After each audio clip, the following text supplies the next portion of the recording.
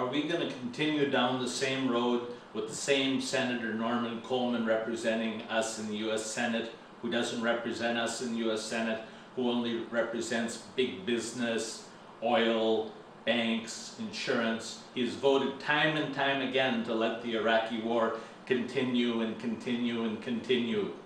This is very important to Minnesotans, but we can't find Norman Coleman to discuss why he keeps voting for the Iraqi war. Why did he vote that the Medicaid cannot have bids for the medicine that our elderly need? Why are they paying so much for their prescription medicine? It's very urgent that we change. I am running in the Republican primary on September 9th against Norman Coleman. It is your chance to cast your vote against Norman Coleman by voting for Jack Shepard. If we eliminate Norman Coleman from the United States Senate, we will get a person who will stop the Iraqi war, who will work for the Minnesota people, will not have millions of dollars given to him by the big lobbies that he flies all over America in their jets. They pay for his hotels, for his dinner, for everything. So it's very important on September 9th to vote for Jack Shepard, to cast your vote to eliminate Norman Coleman from the U.S. Senate. This is one very important thing I have to read to you now. I'm very sorry I have to make this announcement, but it was requested that I make it. Okay? If you served in Iraq and you have drinking any of the water, eaten any of the food, or taken any showers, their water has been contaminated. There are lethal pathogens in that water, and Norman Coleman was notified this, and he failed to investigate. Specifically, out of the 67 water treatment plants in Iraq, 63 of them weren't providing safe drinking water because the contractors were not using chlorine. And these same contractors gave massive donations to Norman Coleman. Where do you think he got the $7–8 million from? Us normal Minnesotan people? No, he got big chunks of money from big business who he always voted for.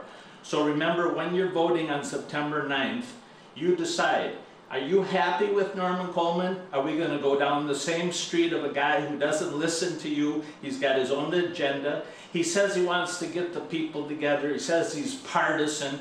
But in 2003, 98% of the time he voted with the Republican Party. And then after the massacre in 2004, he started going a little over on the other aisle, but he still ended up about 96% voting with the Republican Party after his first 5 years in the U.S. Senate. Is that partisanship? Is that working together? He makes up things, and he tells stories which he believes, and he wants you to believe him. So look at Norman Coleman's record. Don't listen to what he says. Just look at his record. After me, I'm going to show you some videos, some people talking, where is Norman Coleman? Journalists ask him, why won't he come here for an interview? He's got his millions of dollars to attack, I guess, the Democratic fellow because he had a bad accountant. What does a bad accountant have to do with a record? Norman Coleman's record is like running on the safety record of the Titanic before it sailed. Thank you very much. I'll just leave it on the table for a second, lady. Are you excited about the convention? Well, actually, I'm excited for a couple of reasons. One, I'm originally from Brooklyn, New York, so it's nice. kind of coming home. Nice. By the way, you know, you would think in New York, Brooklyn might get some applause. Nothing. It is. I go to Brooklyn every day. All right. Hard to imagine growing up as a Jewish kid, Democrat in Brooklyn, New York, to be the Republican senator from Minnesota, but here I am. Things happen. You were a Democrat in New York, and now you're a Republican in Minnesota. It's, you know, some might call that, I don't know, a flip-flop. Sir, indeed. So remember, Norman Coleman was this. He burnt his draft card. He occupied buildings. He was against the Vietnam War. You never call Norman Coleman a veteran because 58,000 people that were beautiful American boys died in Vietnam. I volunteered at the University of Minnesota the first chance I had after before I even graduated school. I volunteered for the United States Air Force, and I'm very proud of it.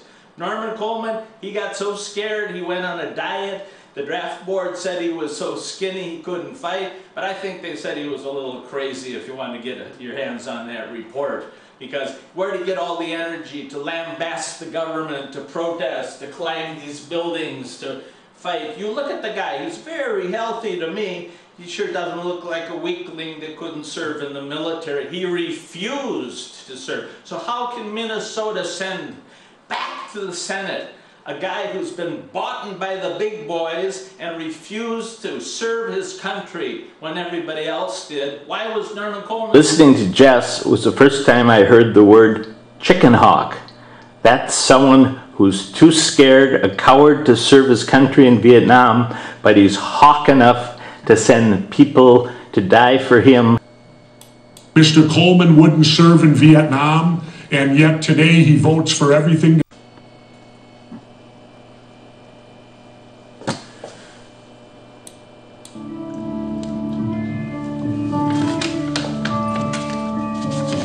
These are pictures from the Vietnam War. That's not Norman Coleman. That's not Norman Coleman. He sent people to die for him. He got high, he was taking over buildings. He doesn't know what war is. War is hell.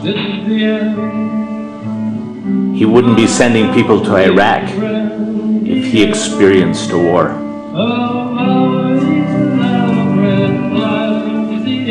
He burned his draft card. His name's not on that wall.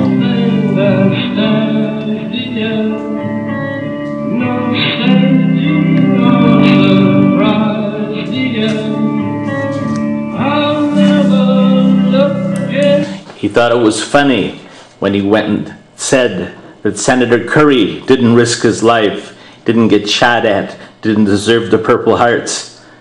He thought it was funny. That's war, Norman Coleman.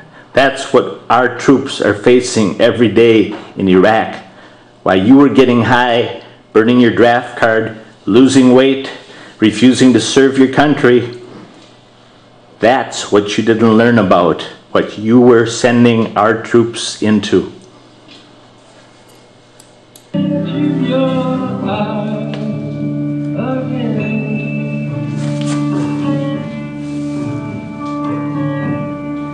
Can you picture